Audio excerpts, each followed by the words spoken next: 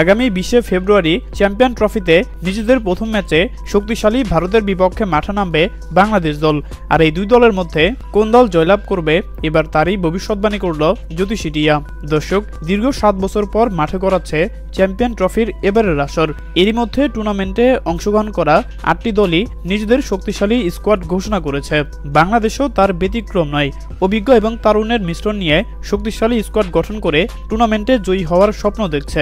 আগামী 20 ফেব্রুয়ারি চ্যাম্পিয়ন ট্রফিতে নিজেদের প্রথম ম্যাচে শক্তিশালী ভারতের বিপক্ষে মাঠে নামবে বাংলাদেশ দল। ভারতের মতো শক্তিশালী দলকে হারানো বেশ কঠিনই হবে।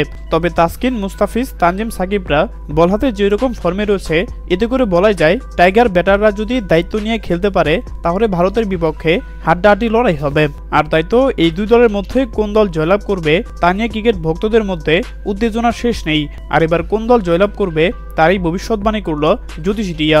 জ্যোতিষী টিয়ার সামনে বাংলাদেশ এবং ভারতের পতাকা রাখা হয়, আর জ্যোতিষী টিয়া বাংলাদেশের পতাকা তুলে এবং এটাও জানিয়ে দেয় বাংলাদেশের জয়ের সম্ভাবনা 60%, অপরদিকে ভারতের জয়ের সম্ভাবনা 40%। হ্যাঁ দর্শক, আপনাদেরকে বলছি, আপনাদের কি মনে হয় বাংলাদেশ কি পারবে চ্যাম্পিয়ন ট্রফিতে নিজেদের প্রথম ম্যাচে শক্তিশালী ভারতকে হারিয়ে জয়লাভ করতে?